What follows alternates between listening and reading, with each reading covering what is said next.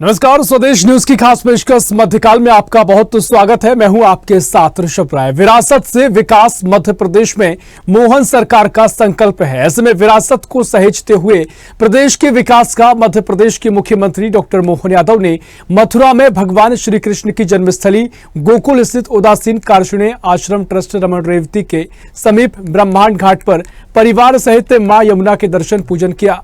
और मुख्यमंत्री डॉक्टर मोहन यादव ने कहा कि भगवान श्री कृष्ण की नगरी होने से मथुरा की विशिष्ट पहचान है। अयोध्या, मथुरा, वाराणसी, उज्जैन, हरिद्वार, कांचीपुरम और द्वारका अनादिकाल से अस्तित्व में रहे हैं। ये मोक्ष प्रदान करने वाले नगर हैं।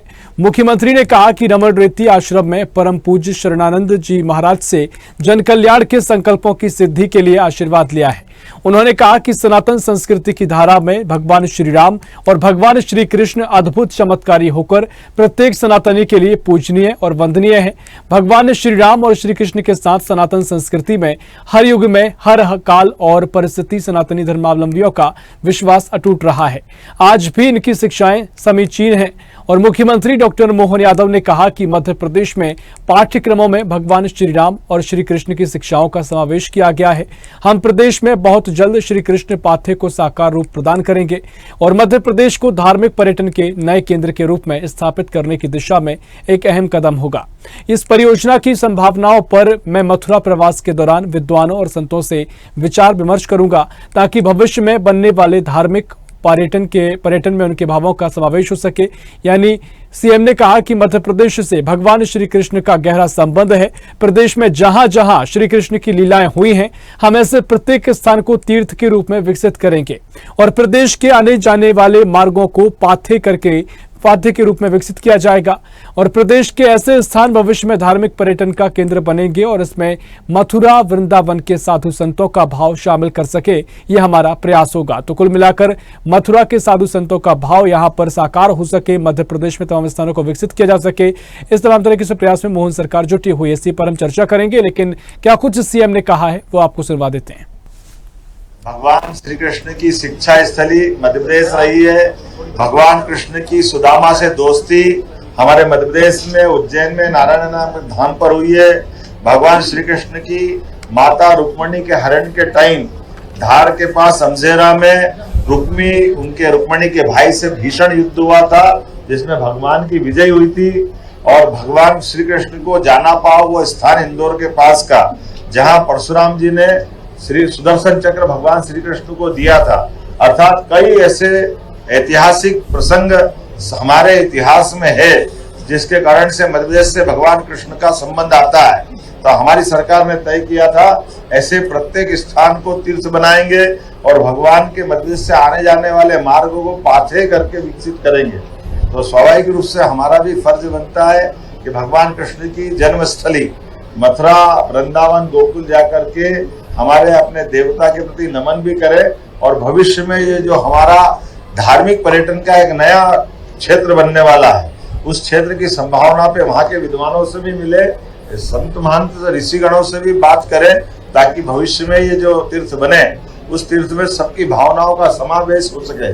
मेरी अपनी ओर से गोपाल कृष्ण के उस जीवन को नमन, जिस आधार पर उन्होंने दुनिया में श्री कृष्ण वंदे जगत गुरु की उपाधि प्राप्त की, जो जीते जी शिष्य से गुरु तक के महान सफर की ओर जाकर के एक विराट व्यक्तित्व का प्रदर्शन सबके सामने करते हुए आदर के साथ भगवान कृष्ण की लाखों करोड़ भक्ति भावनाओं से ओतप्रोत श्रद्धालुओं के लिए वो पूजनीय रूप में आए। मैं पुनः एक बार मध्य प्रदेश सरकार की ओर से, माननीय मंत्रीगणों की ओर से, जनता की ओर से भगवान कृष्ण के उस आदर्श जीवन को धारण करके सरकार के उस संकल्प को गौरवान्वित और दोहराने के लिए प्रस्तुत हूँ कि हम सब भगवान श्री कृष्ण के पाथे को बहुत जल्दी आकार साकार रूप देंगे। और वैसे तो कई कारण से मथुरा की अपनी एक विशेष पहचान है। अयोध्या, मथुरा, माया, काशी, कांची, अवंतिका, पुरी, द्वारावतीश्चैव सप्तैते मोक्षदायिका, ये 7 पवित्रतम नगरियां हैं जो सदैव अपने अस्तित्व में रही और ये मोक्षदायिनी है। मेरी अपनी ओर से भगवान श्री कृष्ण की जन्मस्थली और हमारे आचार्य महामंडलेश्वर बड़ा उदासीन है। गुरु शरणानंद जी महाराज के आश्रम में आकर के माँ यमुना जी का पूजन, सपरिवार किया। मुझे इस बात का संतोष है, सनातन संस्कृति की धारा में भगवान श्री राम, भगवान श्री कृष्ण, ये ऐसे अद्भुत चमत्कारी और कई कारणों से आज भी समाज में वंदनीय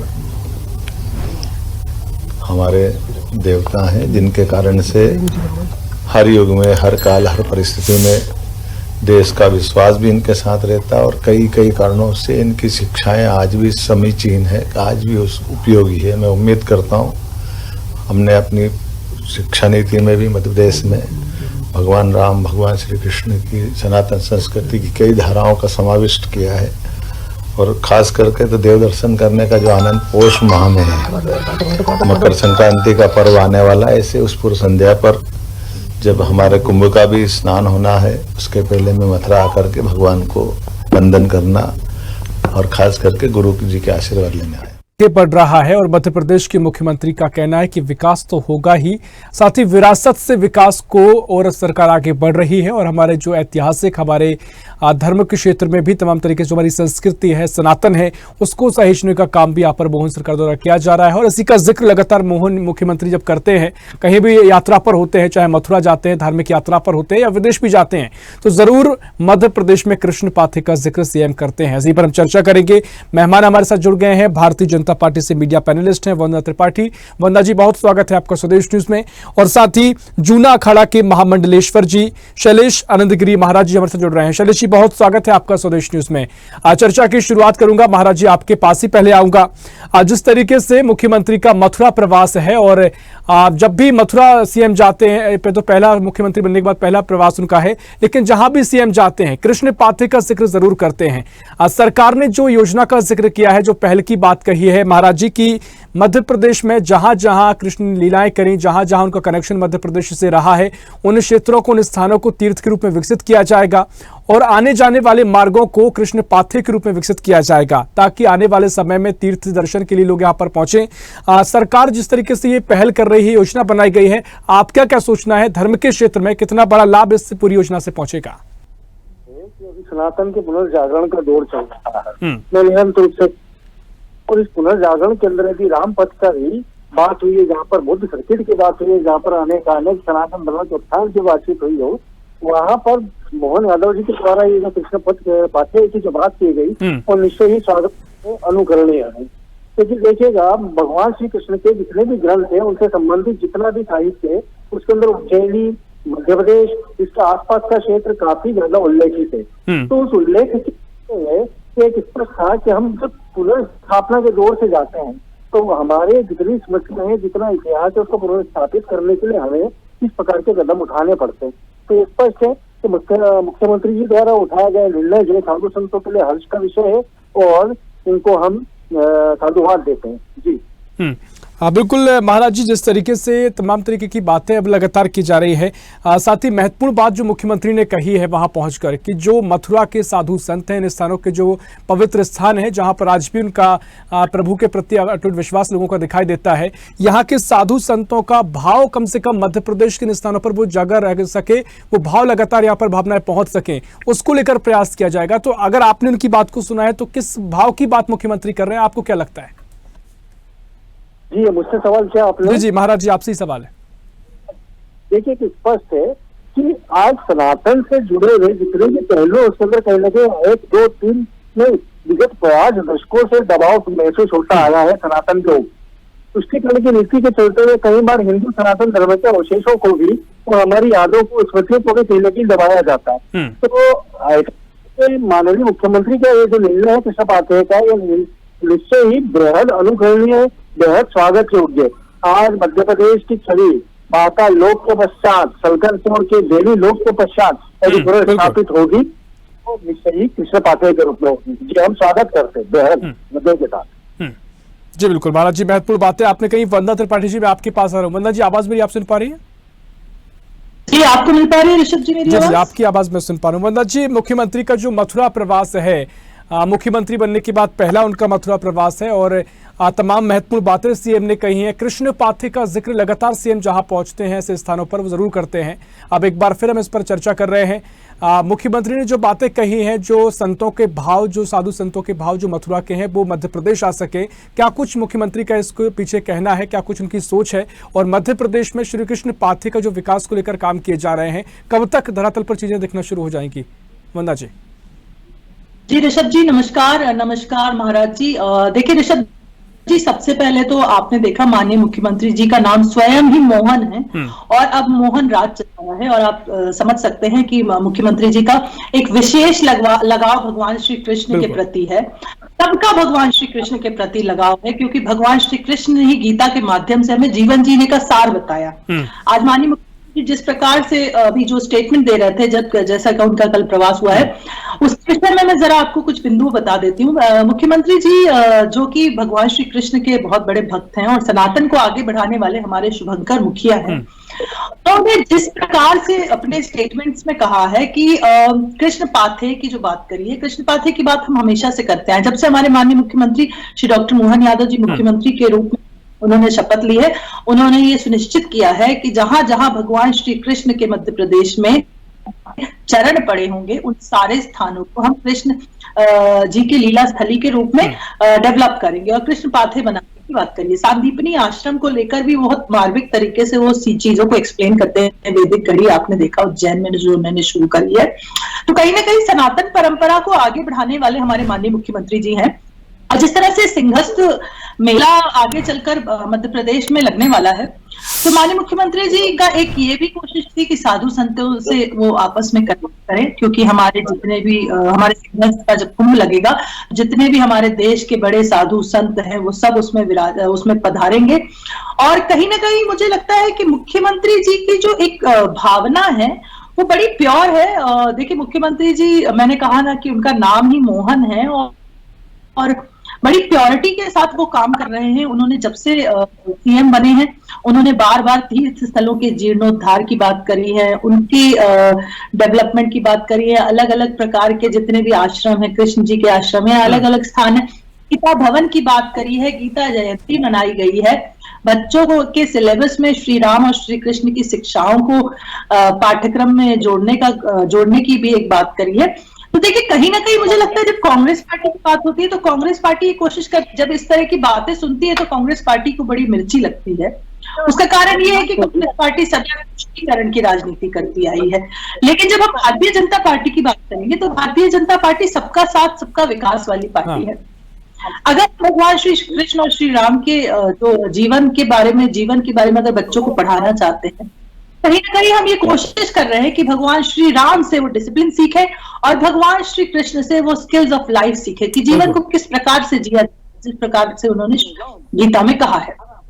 अब जब हम गीता की बात करते हैं तब भी कांग्रेस पार्टी को बहुत ज्यादा मिर्ची लगती है, लेकिन गीता जैसा कि आपको भी मालूम है कि गीता कोई एक सिर्फ धार्मिक ग्रंथ नहीं है, वो वे ऑफ लाइफ कहा जाता है। जिंदगी जीने का तरीका हमें गीता में सीखने को मिलता है और ऐसा नहीं है कि सिर्फ हिंदू धर्म के लोग ही गीता को फॉलो करते हैं। आपने देखा है कितने सारे ऐसे विदेशी हैं जिन्होंने गीता को फॉलो किया है।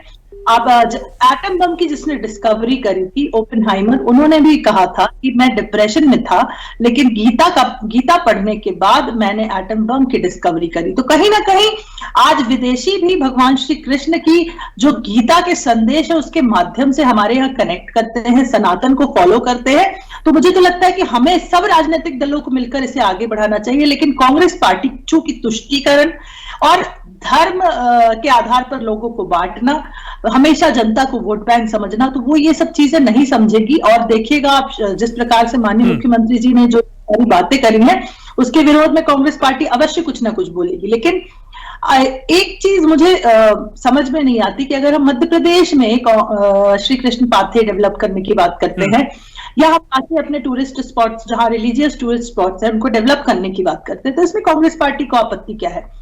जब हमारे रिलीजियस स्पॉट्स, क्योंकि हमारे भारत के लोग धर्म को लेके बड़े संवेदनशील है, जब हमारे रिलीजियस स्पॉट्स को हम टूरिस्ट स्पॉट्स के रूप में डेवलप करेंगे तो कहीं ना कहीं हम टूरिज्म को भी बढ़ावा देंगे। हमारा मध्य प्रदेश इतना सुंदर है, इतने सारे तीर्थ स्थल हैं, जो आज कुछ तीर्थ स्थल ऐसे हैं जो बाहर के लोगों को पता भी नहीं है। अगर उन सबको डेवलप करने की बात करें, देखिए सांदीपनी आश्रम, हम सब जानते हैं सांदीपनी आश्रम उज्जैन में है, लेकिन क्या सांदीपनी आश्रम की विशेषताओं को इतने अच्छे से वृहद तरीके से किसी ने समझाया कि सांदीपनी आश्रम में किस प्रकार से भगवान श्री कृष्ण ने सुदामा के साथ पढ़ाई करी, कैसे एक आम बच्चे की तरह वहां एक जीवन जिया, और कैसे अपने गुरु माता और गुरु जी का की हर बात का आज्ञा का पालन किया। वो लकड़ी काट के लाते थे, वो सारे वो कार्य करते थे। तो अगर हमारे बच्चे ये सारी चीजें सीखेंगे तो आज जो हमारे बच्चे ये मोबाइल की गलत संगत में पड़ गए हैं या गलत चीजों की लत में पड़ गए हैं,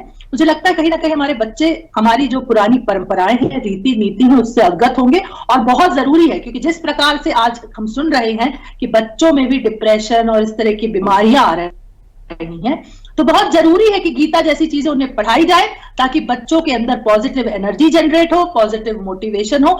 और मुख्यमंत्री जी चूंकि बच्चों के प्रति बड़े संवेदनशील है, पूर्व में वो शिक्षा मंत्री भी रह चुके हैं, तो बच्चों से उनका एक विशेष लगाव है, तो इसीलिए उन्होंने पाठ्यक्रम में ये सारी चीजें इंक्लूड करने की बात स्वाभाविक है और वाकई में इसका लाभ मिलता हो भी नजर आएगा। लेकिन वंदना जी, आपने बहुत सारी बातें कही, मुझे बड़ी स्पष्टता नजर आई। मुझे कहीं भी ऐसा नजर नहीं आया कि आप किसी विशेष तौर पर हिंदू धर्म की बात कर रही हो या फिर हिंदुत्व कोर की बात की जाती है उसकी कर रही हो। चूंकि आपने कांग्रेस का जिक्र किया तो कई सवाल तो उठते हैं बीजेपी सरकार पर कि आप सिर्फ हिंदू धर्म को आगे बढ़ाने के लिए तमाम प्रयास करते हैं। मेरा सवाल आपसे जो ये है कि कृष्ण पाथी के जरिए, इस तरह की पहल के जरिए क्या ये छवि स्पष्ट हो पाई है, आप सफल हुए हैं कि लोगों को ये समझा पाने में कि सिर्फ हिंदू धर्म की बात नहीं है, बच्चों की संस्कारों की बात है, समाज की कल्याण की बात है और उससे सभी को लाभ मिलने वाला है? क्या ये बात आप लोगों को समझा पाए? देखिए ऋषभ जी, श्री कृष्ण जी एक ऐसे भगवान हैं जो सिर्फ हिंदू धर्म के और सनातन के भगवान नहीं हैं। वो जीवन शैली हमें सिखाते हैं, डिसिप्लिन सिखाते हैं, सही निर्णय कैसे लेना है ये सिखाते हैं। गीता पढ़ने के बाद व्यक्ति अगर किसी दुविधा में भी है तो वो सही निर्णय अपने जीवन में ले पाता है। आज हमारे बच्चे करियर को लेकर सही निर्णय नहीं ले पाते हैं, वो ये बात समझ नहीं पाते, कई बार वो गलत संगत में पड़ जाते हैं, अपने माता पिता अपने अभिभावकों की बातें उन्हें गलत लगती है और पराये लोग अच्छे लगते हैं। क्यों मैं ये सारी चीजें इसलिए भी कह रही हूँ आपसे ऋषभ जी, क्योंकि मैं एजुकेशन डिपार्टमेंट में काम कर चुकी हूँ, तो मैंने ये चीजें फील करी है कि कहीं ना कहीं अगर गीता पढ़ाई जाएगी और गीता और कृष्ण जी के बारे में जब बताया जाएगा, उसके साथ साथ एक बहुत इंटरेस्टिंग बात ये है ऋषभ जी कि कृष्ण जी एक ऐसे भगवान है जिन्होंने ये भी सिखाया है कि हमें अपने आप को सुंदर, स्वच्छ और अच्छे तरीके से रखना चाहिए। देखिए पर्सनालिटी डेवलपमेंट के बारे में भी जब हम बात करते हैं तो कहीं ना कहीं कृष्ण जी एक बहुत अच्छा एग्जाम्पल है, और मुझे लगता है मैनेजमेंट के स्टूडेंट्स या इन सबको कृष्ण जी के एग्जाम्पल से अगर तो ये सारी चीजें हैं, और कांग्रेस पार्टी को इस पर राजनीति नहीं करना चाहिए। और रही बात हिंदू धर्म को आगे बढ़ाने की, देखिए हम हिंदू धर्म को आगे नहीं बढ़ाते हैं, हम सनातन को आगे बढ़ाते हैं, और सनातन को इसलिए आगे बढ़ाते हैं क्योंकि हम हिंदुस्तान में रहते हैं और हिंदुस्तान का हमारा सनातनी परंपरा रही है, हमारी गंगा जमुनी तहजीब रही है। और अगर उसको हम अपने बच्चों को नहीं बताएंगे तो फिर हमारे बच्चे कैसे जानेंगे कि हमारे पूर्व में कौन से हमारे भगवान हुआ करते थे, हमारे पूर्व के कौन से क्रांतिवीर हुआ करते थे, कौन से शूरवीर हुआ करते थे। हमने तो सिर्फ हमने हिंदू धर्म को बढ़ाने की बात की है, लेकिन उसके साथ साथ हमने तो आपने देखा है कि किस प्रकार से जो हमारे ट्राइबल हीरोज थे उनका भी महिमा मंडन किया है। टंट्या मामा, रानी दुर्गावती, रानी कमलापति, महाराज शंकर शाह, जितने भी ऐसी चीजें जो इतिहास के पन्नों में कांग्रेस पार्टी ने दबा दी थी। देखिए कांग्रेस पार्टी अंग्रेजों की रीति नीति पर चलने, वोट डालो राजनीति करो वाली पार्टी है, तो उन्होंने इतिहास के पन्नों में ये सारी चीजें दबा कर रखी, और कहीं ना कहीं हम उन चीजों को इतिहास के पन्नों से बाहर लाकर निश्चित तौर पर वाकई में जो लगातार जिक्र होता है विरासत से विकास की बात आप कहते हैं। शैलेश आनंद गिरी महाराज जी, मैं आपके पास आ रहा हूं, आपने भी लगातार ध्यानपूर्वक वंदना जी की बातों को सुना। सियासत अपने एक अलग विषय हो जाता है, लगातार हिंदू धर्म की बात होती है कि बीजेपी की सरकार हिंदुत्व को आगे बढ़ाने की बात करती है, या फिर विपक्ष आरोप लगाता है कि दूसरे धर्मों का अपना उतना सम्मान नहीं हो पाता है। लेकिन इस तरह की पहल को आप कैसे देखते हैं? क्या धर्म से जोड़कर देखना उचित है, या फिर सभी भावी बच्चों के भविष्य को लेकर, संस्कारों को लेकर, एक अच्छे समाज के विकास को लेकर इसको जोड़ा जा सकता है। श्री कृष्ण की लीलाओं का जब भी जिक्र होता है, क्योंकि दुनिया में उनको एक बड़े साइंटिफिक रूप में देखा जाता है। जिस तरीके से उस समय भी अगर उन्होंने जो विचार व्यक्त किए, जो चीजें रखी, जो बाकी वैज्ञानिक चीजें प्रमाण मिलते हैं, तो आप किस तरीके से पूरे श्री कृष्ण की लीलाओं को देखते हैं? और अगर इस तरह की पहल से तीर्थ क्षेत्रों का विकास होगा तो समाज को कितना फायदा होगा? वो किस तरीके से होगा? सिर्फ हिंदू धर्म को मिलेगा या संपूर्ण समाज को मिलेगा?